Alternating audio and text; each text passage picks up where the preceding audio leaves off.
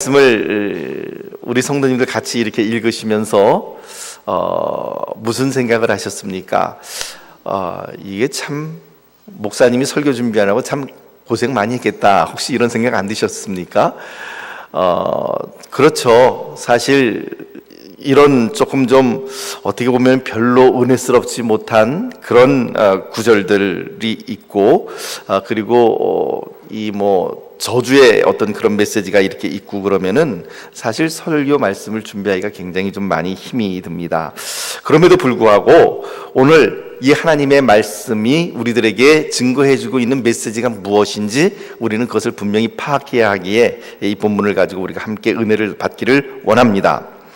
신명기 23장 1절에서부터 8절 우리가 읽었던 말씀들 가운데 1절에서 8절은 이스라엘 공동체에 소속될 수 없는 사람이 누구인가 라고 하는 것을 우리들에게 보여주고 있습니다. 공동체에서 제외된다, 공동체에 들어올 수 없다라고 하는 이야기는 한마디로 이야기하면 이스라엘 사람들의 예배에 참석할 수 없다라는 것입니다.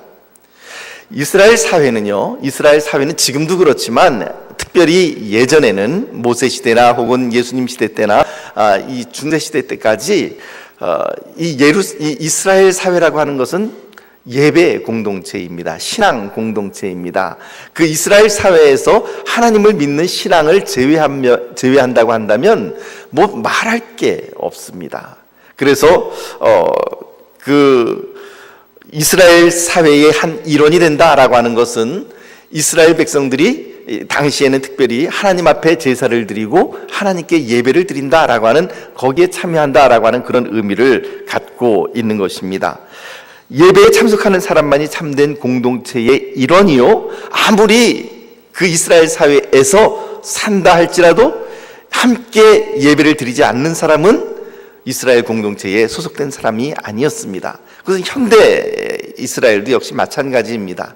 현대 이스라엘에 예를 들면 제가 97년에서부터 2005년까지 이제 이스라엘에서 그 공부를 했는데, 거기에서 18년을 살았습니다. 18년을 사는데 살았음에도 불구하고 그 사람들이 저를 이스라엘 공동체 한 일원으로 보느냐? 그건 아닙니다. 그냥 저 사람은 한국 유학생이지 이스라엘 공동체의 한 멤버로서 받아주지를 않습니다. 왜 그렇습니까? 이스라엘 공동체 한 멤버로서 받아주기 위해서는 내가 유대교의 예배에 참석해야 되는데, 내가 유대교로 개종을 해야 되는데 나는 크리스찬이지 않습니까? 그러니까 영원히 그들과 함께 비록 같은 사회에서 같은 공기를 마시고 또 거기서 그 월세로 이렇게 살기도 하지만 18년을 살았지만 그러나 공동체의 일원이 될 수가 없는 것입니다. 그 공동체의 일원이 된다라고 하는 것을 오늘 본문 말씀에서는 뭐라고 얘기하면 어디에 속해 있다라고 이렇게 얘기를 합니까? 혹시 어디에 속해 있다고요? 여호와의 총회. 그렇죠. 1절 말씀에도 보면 고환이 상한 자나 음경이 잘린 자는 여호와의 총회에 들어오지 못하리라, 이렇게 표현하고 있습니다. 여호와의 총회, 굉장히 뭔가 중요한 단어인 것 같은데 도대체 여호와의 총회라고 하는 것이 도대체 무엇을 의미하는 것일까요?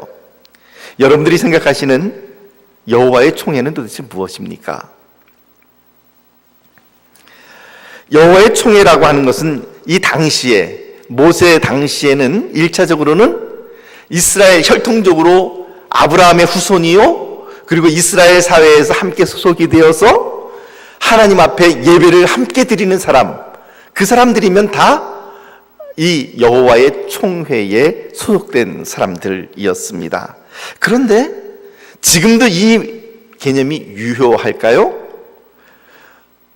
그래서 그 당시에는 여호와의 총회라고 한다고 하면은 구원받은 하나님의 백성, 인정받은 아브라함의 자손, 그들을 일컬어서 여호와의 총회라고 그랬는데, 그렇다면 21세기 지금도 여호와 총회가 그렇게 혈통적이고 지역적인 어떤 그런 개념에 매여 있는가?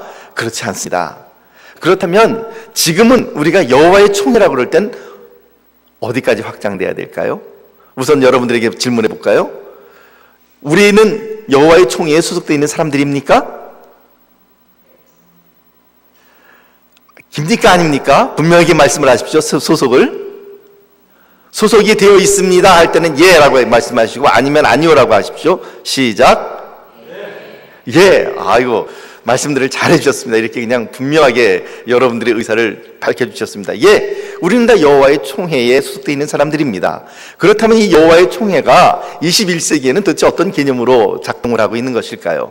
우선 그 예수님 당시 때만 하더라도 이 여호와의 총회라고 하는 것은 아까 말씀드린 것처럼 혈통적으로는 유대인, 그리고 또한 유대교를 신봉하는 그런 이 구약 성경만을 믿는 그런 사람들이었습니다. 성전에서 제사를 드리는. 그런데 예수님께서 승천하시면서 제자들에게 명령하시죠. 너희는 가서 모든 민족으로 제자를 삼아라. 아버지와 아들과 성령의 이름으로 세례를 주어라. 가라, 선포해라 라고 예수님께서 제자들을 명하시고 사도 바울을 보내시고, 그리하여 복음은 유대인의 바운다리를 넘어서, 유대인의 경계를 넘어서 이제 이방인들에게 선포가 됩니다. 그러면서 이제는 이 여호와의 총회라고 하는 개념이 어떤 개념으로 확산되냐면, 이제는 혈통적으로 유대인이 아니라 누구든지 예수 그리스도를 구주로 고백하는 사람, 그리하여 하나님의 예수 그리스도의 십자가를 받아들이고 그리하여 하나님의 구원을 받은 사람, 하나님의 생명책에 기록이 되어 있는 사람, 아주 쉽게 그게 제일 좋겠네요. 하나님의 생명책에 이름이 기록된 사람, 그 사람들을 다 모아놓은 것이 뭐라고요? 여호와의 총회가 되는 것입니다. 그래서 이 여호와의 총회, 그러면 이 여호와의 총회라고 하는 말 대신에 구원받은 사람들의 총집합체 혹은 내지는 구원받은 모든 백성들, 이렇게 표현하면 좋을 걸 왜 여호와의 총회라는 이름을 붙였을까요? 왜 하나님의 이름을 거기에 붙였을까요? 그냥 구원받은 모든 사람들의 집합체 뭐 이렇게 얘기를 해도 될 텐데 왜 여호와의 총회 이런 이름을 붙였을까요? 그 여호와의 총회에는 단순히 구원받은 백성들만 있는 것이 아니라 누구도 계신다는 말일까요? 여호와 하나님께서도 같이 계시고, 또 하나님을 시종드는 천사들도 그 안에 같이 들어가 있다라고 하는 것을 우리들에게 보여주는 것입니다. 그래서 이 여호와의 총회를 사도신경에서는 뭐로 표현해 놓고 있을까요? 사도신경에서는요, 거룩한 공회와 성도와 서로 교통하는 것과 죄를 사여 주신 것과 몸이 다시 사는 것과 영원히 사는 것을 믿사옵나이다. 그때에 거룩한 공회를 믿습니다 라고 할 때 그 거룩한 공회, 바로 그 거룩한 공회가 바로 지금 우리 구약적인 개념으로는, 오늘 신명기 말씀으로는 여호와의 총회에 해당되는 것입니다.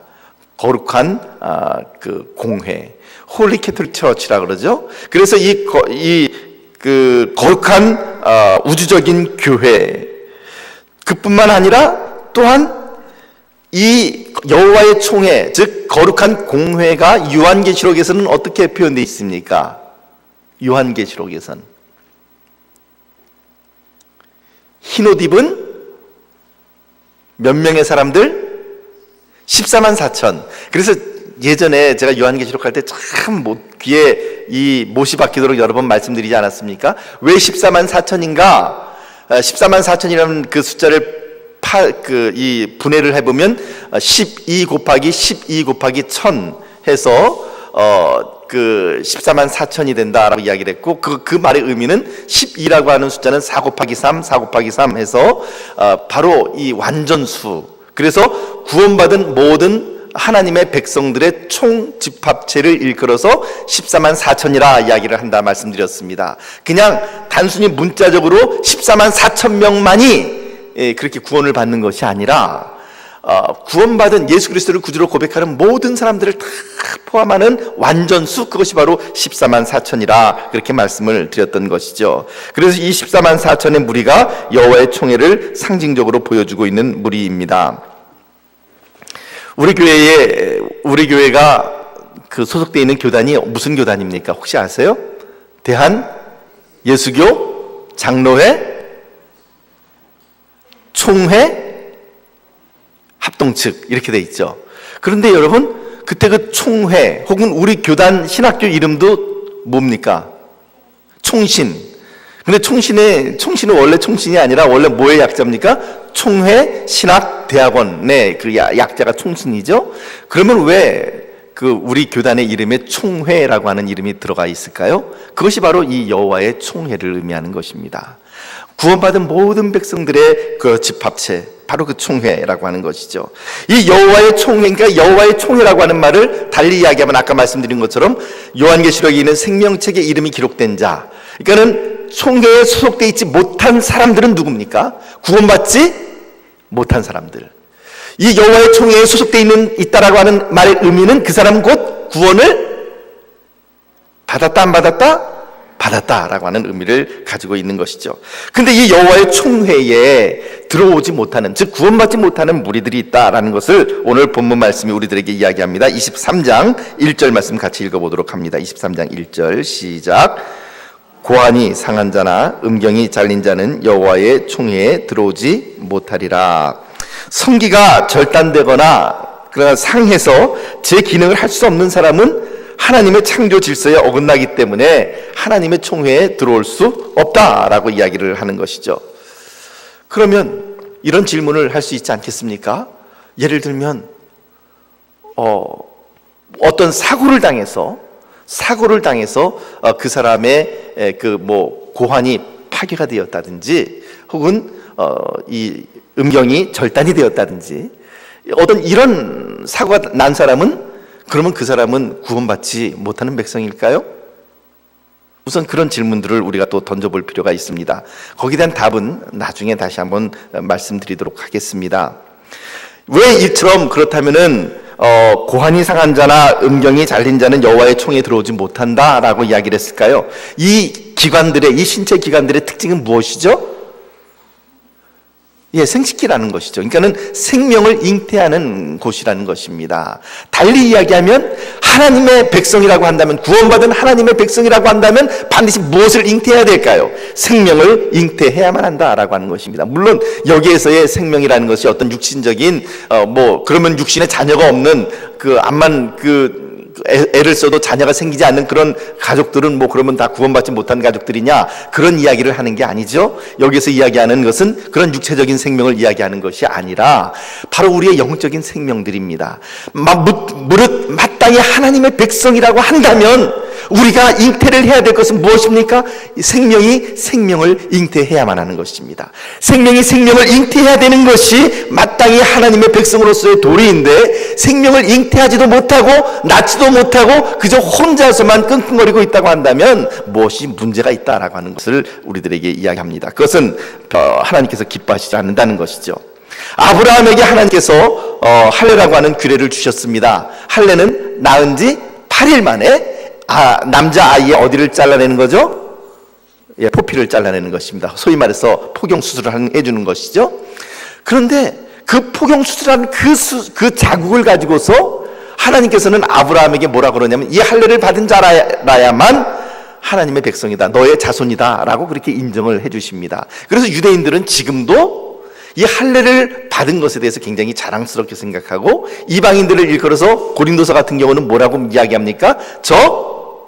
할례 받지 못한 자들이라고 이렇게 이야기를 합니다. 그러니까 할례 받지 못한 자라고 하는 말은 그 당시에 이 유대인들에게 있어서는 소위 말해서 이방인이요 개 같은 인간들 이렇게 그 욕을 하는 것하고 똑같은 이야기는 것이죠. 여러분, 그런데 왜 그 할례를 하필이면 남자 아기의 그 성기에 했을까요? 귀에다 할 수 있지 않겠습니까? 아니면 코를 뚫으면 안 되나요? 아니면 손가락에다가 이렇게 표식을 하면 안 되겠습니까? 왜 하필이면은 남자아이의 그 성기에 그런 표식을 하는 것입니까? 그것도 역시 동일한 의미를 가지고 있습니다. 무릇 하나님의 백성이라고 한다면 바로 생명이 잉태되는 근원인, 바로 거기에 하나님의 표식이 있는 것처럼 생명이 생명을 낳고 생명이 또 생명을 낳고 그렇게 끊임없이 번식하고 나가야 할 존재들이 바로 하나님의 백성이라고 하는 사실을 우리들에게 보여줍니다. 사랑하는 성도 여러분, 생명을 낳지 못한다고 한다면 아주 심한 말로 그 사람은 하나님의 총회에 들어올 수 있는 자격이 별로 없는 사람이다 라고 하나님은 말씀하시고 있는 것입니다.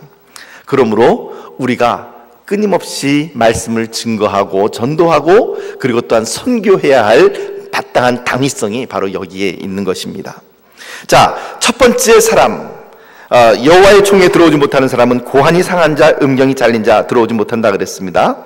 두 번째는 누가 못 들어옵니까? 2절 말씀 같이 읽어볼까요? 2절 말씀 시작. 사생자는 여호와의 총회에 들어오지 못하리니 10대에 이르기까지도 여호와의 총회에 들어오지 못하리라. 사생자라고 하는 단어는 맘제르, 히브리어로는 맘제르라고 이야기를 하는데 그 맘제르라고 하는 단어의 어근이 불분명합니다. 하지만 그 뜻은 분명하죠. 무슨 뜻이냐면 엄마는 분명히 누군지 알겠는데, 아기를 낳은 엄마는 누군지 알겠는데 누구를 모르는 거죠? 사생자는 아버지가 누군지를 모르는 거예요. 아버지가 누군지 모르는, 그러니까는 소위 말해서 그 말의 의미는 여자가 어떻다는 얘기입니까? 여자든지 남자든지 이 성적으로 문란하다라고 하는 것을 의미하는 것입니다. 거룩하지 못하다라는 것을 이야기하는 것이죠. 이 사생자도 역시 하나님의 총회에 들어올 수가 없었습니다. 분명히 엄마는 누군지 아는데 아버지가 누군지 모르는 사람, 그런 태생자들은 들어올 수 없다는 거죠. 그러면 이렇게 질문해 볼 수 있지 않겠습니까? 그러면은 예를 들면 지금 예수님을 구주로 영접한 사람들 가운데에 소위 말해서 아버지가 누군지 모르는 그 사생자가 있을 수도 있는데, 그런 사람들은 그러면 다 구원받지 못한 여호와의 총회에 들어오지 못하는 사람들입니까? 그렇게 또 이야기하면 이것도 난리가 날 것입니다. 그렇다면 이것을 도대체 어떻게 해석해야 될 것인가? 조금 기다려 보시죠. 아무튼 이 사생자도 역시 하나님의 총회에 들어올 수 없었습니다. 자기 때에만 못 들어오는 것이 아니라 10대까지 들어올 수 없다라고 이야기를 합니다. 이 10대라고 하는 말의 의미는 아주 긴 기간을 이야기하는 거죠. 성경에서는 10, 100, 1000 이런 말이 0이 하나 이렇게 들어갈 때는요, 그것은 굉장히 긴 시간을 의미하는 그런 상징적인 단어들입니다. 이 사생자가 하나님의 총회에 들어올 수 없다라고 하는, 여호와의 총회에 들어올 수 없다라고 하는 이 말의 의미는 어떤 의미를 가지고 있느냐 하면, 하나님의 백성이라고 한다면, 구원받은 하나님의 백성이라고 한다면 어떻게 해야 된다고요? 성적으로도 거룩해야 된다라는 것을 의미합니다. 즉 사생자가 하나님의 총회에 들어올 수 없다는 것은 거룩하지 못한 자는 하나님의 총회에 들어올 수 없음을 우리들에게 보여주고 있는 그런 내용입니다. 자, 그렇다면 또 누가 못 들어오는가? 세 번째로 못 들어오는 사람들은 암몬과 모압과 에돔 자손들, 그리고 애굽 사람들 제외되었습니다. 신명기 23장 3절에서 5절 말씀 같이 읽어볼까요? 시작. 암몬 사람과 모압 사람은 여호와의 총회에 들어오지 못하리니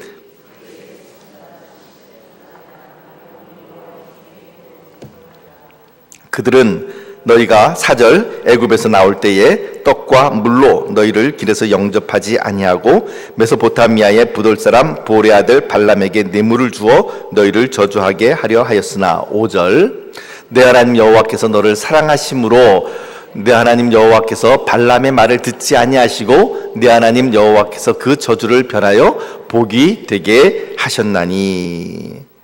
그러니까는 지금 누가 들어오지 못하냐면 암몬과 모압 자손들이 지금 들어오지를 못한다라고 이야기를 합니다. 암몬과 에돔 사람들은 암몬과 모압 사람들은, 그리고 에돔 사람들은 공통점이 무엇이죠? 이스라엘과의 관계에 있어서 다 이 사람들은 친척 관계예요. 친척. 그렇지 않습니까? 에돔 사람은 누구의 후손입니까? 에서의 후손이죠. 그러니까는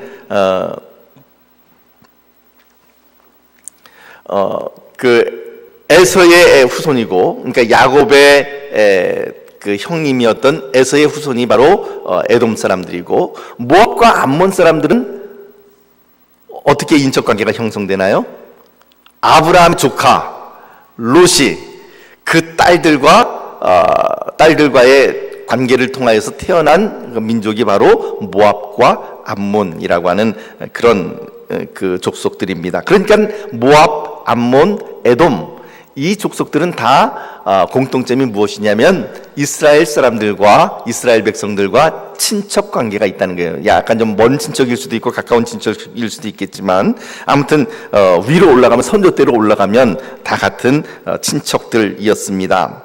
이 족속들은 인간적으로는 이스라엘 사람들에게 세계의 어떤 다른 민족들보다 가장 가까운 사람들이다. 예를 들면 한민족보다도 에돔이나 모압 사람들이 이스라엘에 훨씬 더 가까운 사람들이 아니겠습니까? 혈통적으로는.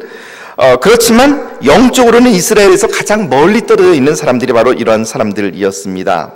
그들은 마음만 먹으면 이스라엘 백성들과 함께 얼마든지 잘 지낼 수 있었고 또 그들과 함께 하나님을 잘 섬길 수가 있었지만, 그러나 오히려 이스라엘 백성들을 시기하고 질투하고 하나님 여호와를 섬기기보다는 모압과 암몬의 그 신 밀곰과 그리고 몰렉과 이런 다른 신들을 섬겼던, 우상들을 섬기는 그런 사람들이 되어버리고 말았습니다. 그들은 하나님의 심판에서 소돔과 고모라가 멸망당할 때에 겨우 살아났습니다. 그래서 겨우 살아나서 이제 그 민족을 이루게 되었다면 그야말로 정신 차리고 거룩하게 살아야 할 터인데, 그러나 그들은 그 하나님을 구원받는, 하나님으로부터 구원받는 그 일에 대하여 참으로 상관이 없는 자가 되어버리고 말았습니다. 특별히 이스라엘 백성들이, 오늘 본문에도 나오지만 이스라엘 백성들이 애굽에서 나와서 광야에서 40년 동안 이 그 방랑 생활을 하다가 가나안 땅으로 이제 들어가기 위해서 모압과 암몬 지방을 거쳐 올라가게 되죠. 소위 말해서 왕의 고속도로라고 하는 킹스 하이웨이라고 하는 그 길을 따라서 이제 그 지금으로 따지면은 저쪽 그 에일랏 있는 그쪽에서부터 페트라 있는 쪽을 거쳐서 이렇게 쭉 그 위로 올라, 지금의 그 암만 있는 데까지, 요르단에서도 암만 있는 데까지 이렇게 쭉 올라가는 그런 루트를 통해서 이렇게 올라갑니다. 그러면서 이스라엘 백성들이 모압과 암몬 족속들에게 부탁을 하죠. 무슨 부탁을 합니까? 무슨 부탁을 할까요? 우리가 당신들의 길을 지나가기만 할 터이니 길만 내주십시오. 그리고 우리가 가다가 당신들의 우물에서 물을 길어 먹거나 혹은 당신들에게서 우리가 양식을 사야 될 경우가 있다면 우리가 적법하게 돈을 내고 물을 사서 마시고 양식도 사서 먹을 터이니 단지 우리들에게 길을 열어주십시오 라고 그들에게 이야기를 했지만, 그들은 그것을 허락하지를 않습니다. 그리고 오늘 본문 말씀에 나와 있는 것처럼 바로 메소포타미아의 그 부돌 사람 부올의 아들 발람에게 뇌물을 주어서 이스라엘 백성들을 저주하게 만들죠. 그런데 이것은 바로 성령 회방죄에 해당되는 어떤 그런 죄악이었습니다. 하나님을 대적하고 하나님의 백성을 대적하는 바로 이러한 일들을 통하여서 모압과 암몬은 스스로 하나님에게 가까이 나가는 길을 스스로 포기를 해버렸던 것이죠. 여기에서 오늘 본문 말씀을 이렇게 증거하는 것과는 조금 좀 다른 이야기이긴 하지만 잠깐 그런 말씀을 잠깐 나누기를 원합니다. 무엇이냐면 여기도 보면은 여기 그 볼의 아들 발람이 뇌물을 받고 이스라엘 백성들을 저주하려고 그러죠. 그런데 그 다음에 뭐라고 이야기합니까? 5절 말씀 보니까 내 하나님 여호와께서 너를 사랑하심으로 내 하나님 여호와께서 발람의 말을 듣지 아니하시고 내 하나님 여호와께서 그 저주를 변하여 복이 되게 하셨다라고 그렇게 기록을 하고 있습니다. 가끔가다 이렇게 보면 우리가 예수 그리스도를 구주로 믿고 영접하고 하나님을 믿는다라고 고백하는 분들 가운데에서도 때로는 약간 좀 미신이라 그럴까요? 타부되는 어떤 타부시되는 그런 것들에 대해서 마음이 묶여 있는 분들이 계시는 경우가 이렇게 종종 있는 것을 봅니다. 예를 들면 부정탈까봐 어디 가지 못하고 그 다음에 이런 일들을 행하게 되면 좋은 일보다는 나쁜 일이 많이 있다라고 이제 그렇게 이야기하는 어떤 그 터부들, 그런 것들 때문에 걸림돌이 되는 그런 경우도 종종 있는 것을 봅니다. 그런데 여러분, 크리스찬으로서 그것을 분명히 여러분들께서 선포하시고 알아두시기를 바랍니다. 복은 누구에게 속한 것입니까? 복과 저주는 악한 사탄, 악한 귀신에게 속해 있는 것이 아니라 하나님께 속해 있는 것입니다. 그러므로 혹 정말로 발람이 이스라엘 백성들을 저주하려고 했지만 하나님께서는 그 저주를 변하여 복이 되게 만드셨던 것처럼 하나님을 믿는 사람들이라고 한다면 그런 미신이나 터부시되는 그런 것들에 대해서, 혹은 이사 다닐 때도 손 없는 날 이렇게 꼽는 거라든지, 그 다음에 아들 장가를 보내는데 좋은 날 잡는다든지 이런 것들, 물론 그 좋은 게 좋은 거다 뭐 이런 이야기들은 하시지만, 그러나 그런 것들은 하지 않는 것이 하나님 앞에서 타당한 일이다라고 생각을 합니다. 잠깐 그 옆으로 샜습니다. 이제 다시 그 텍스트로 다시 돌아옵니다. 그런데 모압과 암몬이 이처럼 악한 일을 행해서 여호와의 총회에 들어올 수가 없다라고 말을 했는데, 근데 여러분들이 한번 기억해 보십시오. 모압과 암몬 작손들 가운데에서 여호와의 총회에 들어온 사람이 있습니다. 누굴까요? 누굴까요? 힌트? 며느리였습니다. 누구죠? 룻입니다. 룻, 그렇습니다. 룻이 어느 나라 사람이에요? 모압 여인이었습니다. 모압 여인. 근데 이 모압 여인 룻은 전심으로 하나님을 향하여 그 마음을 돌려놓습니다. 나오미가 이제 너희들이 이제 너희 친족에게로 돌아가서 이제 새로 시집가서 너희들이 살 길 알아서 찾아가라 그랬을 때, 나오미하고 오르파가 그 나오미에게 나와서 매달립니다. 그런데 결국 오르파는 이제 돌아가게 되고, 그리고 나오미는 뭐라고 선포하십니까? 뭐라고 선포하냐면, 이제부터 어머니의 하나님이 나의 하나님이 되고 어머니의 백성이 나의 백성이 됩니다 라고 그렇게 선포하며 끝까지 이렇게 그 시어머니 나오미를 쫓아서 베들레헴까지 들어갑니다. 그래서 나오미는 결국 나중에 마태복음 보면 어디에 들어가죠? 바로 다윗 왕의 족보에 그 이름이 올라가게 되고, 심지어는 예수님 메시아의 족보에 그 이름이 올라가 있는 것을 우리가 볼 수가 있습니다. 그러니까 그러면은 여러분, 그러면 이 신명기 말씀은 뭡니까? 모압 여인 룻이 분명히 여호와의 총회에 들어갔는데, 그것도 뭐 영원히 못 들어오리라 이렇게 이야기를 했는데, 영원히 못 들어온 것이 아니라 모압 여인 룻 들어갔는데요.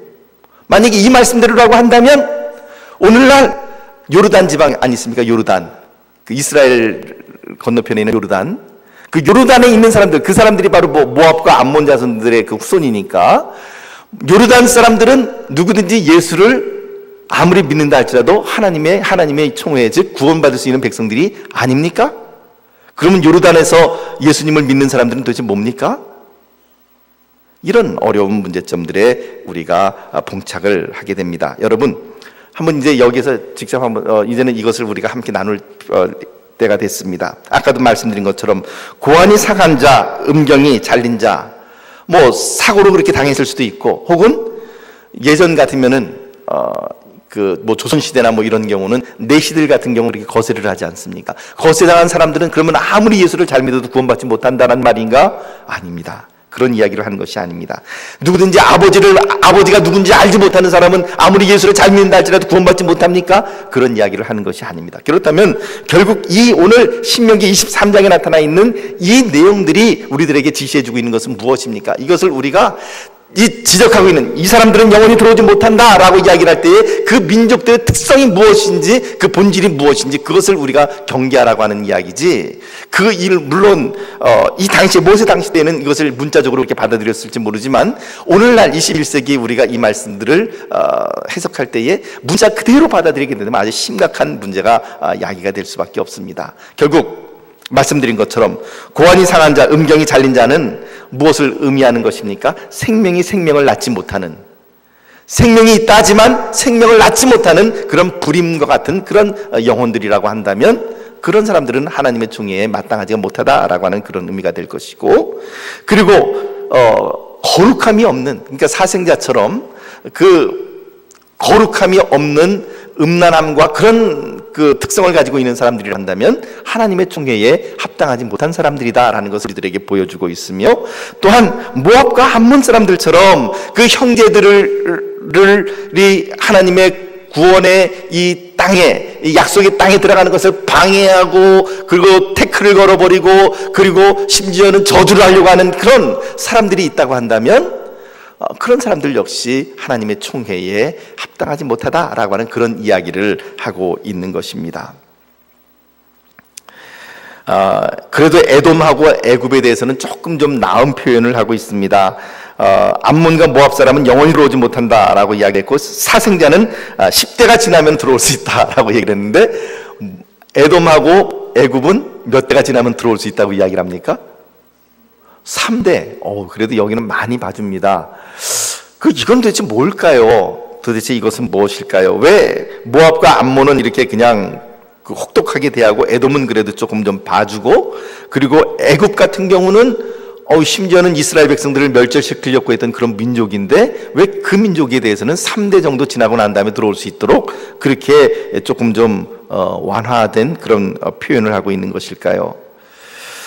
물론 이것이 아마 우리들에게 주는 메시지는 그것일 것입니다.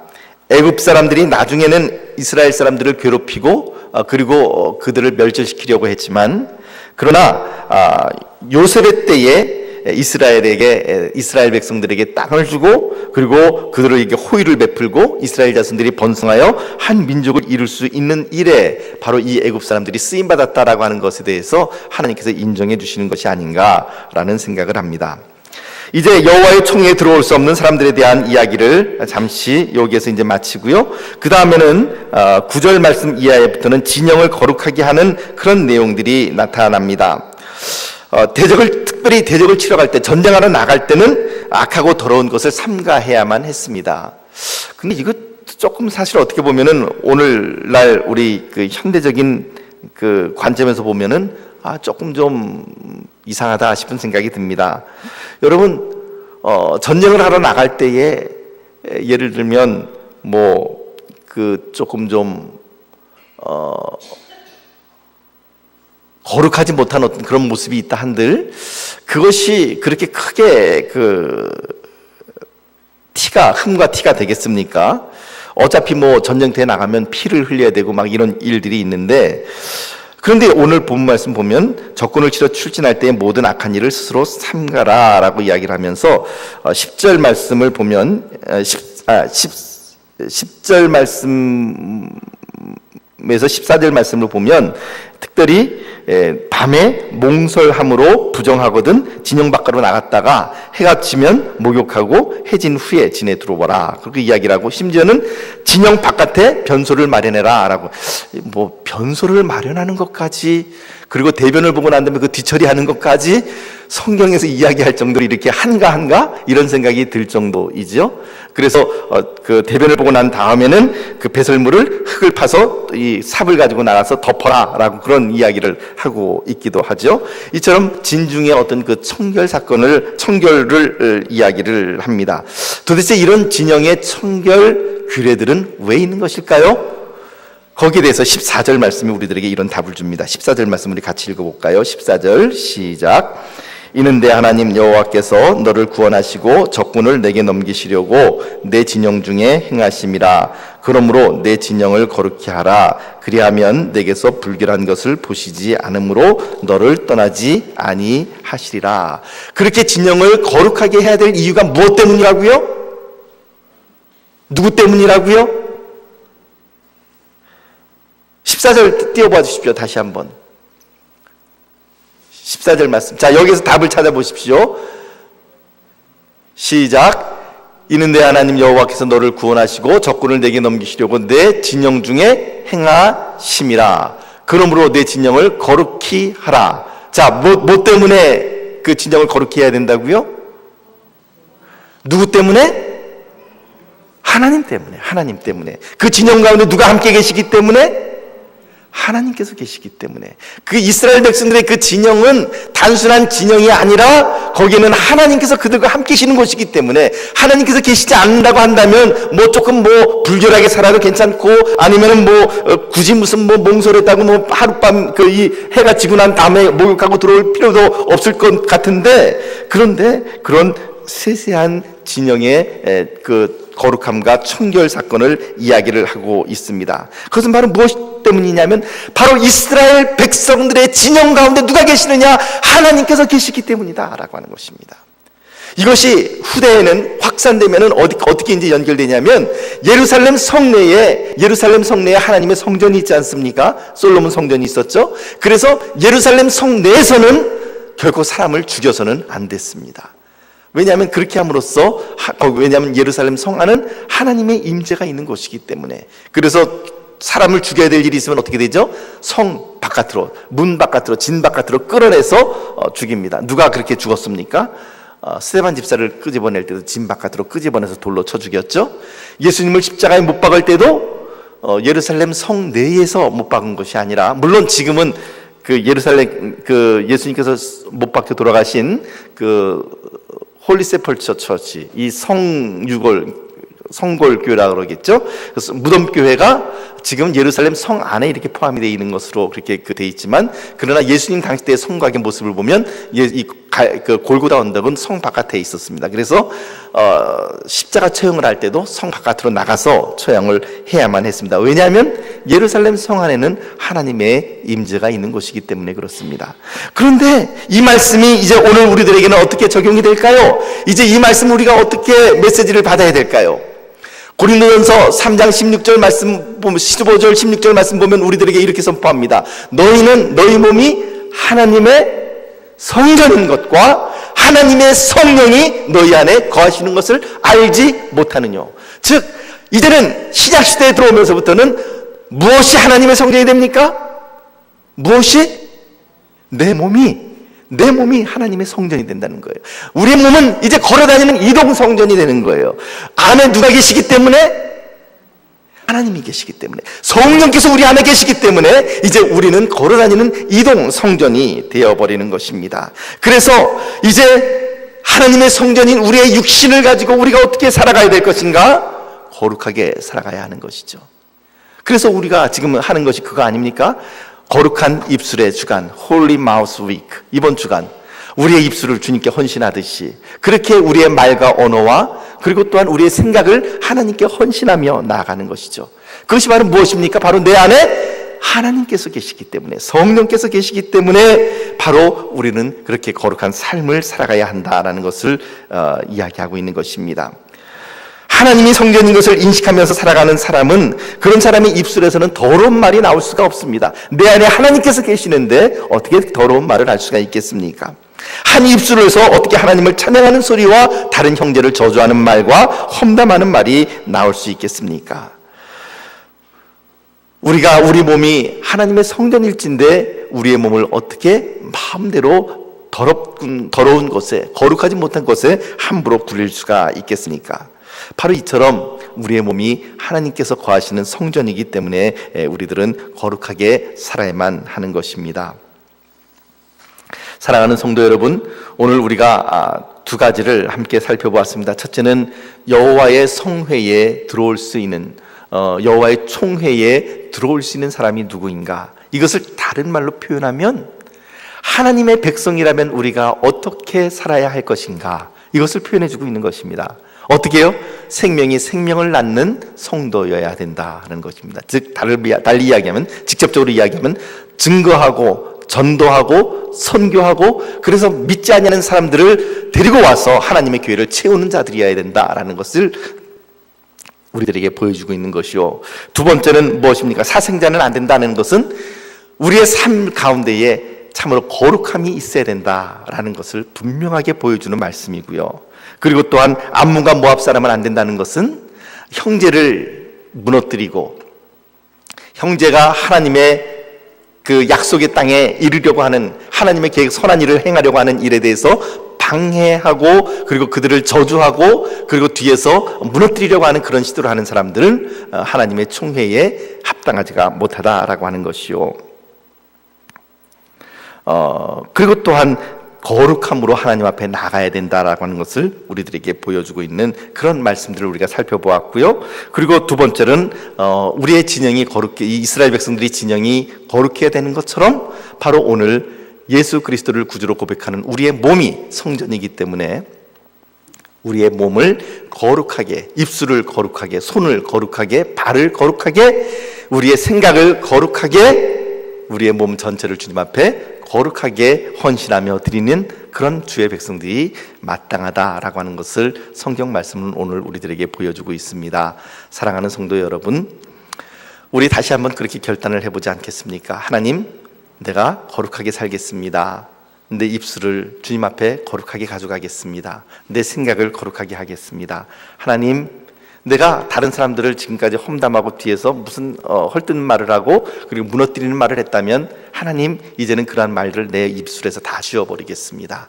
이제는 내가 참으로 증거하지 않은 자였지만 이제 증거하고 전도하고 선교하는 그런 자로서 내가 하나님 앞에 생명을 나는 자가 되겠습니다. 그렇게 다짐하는 귀한 주의 백성들 되시기를 예수님의 이름으로 축복합니다. 기도하겠습니다.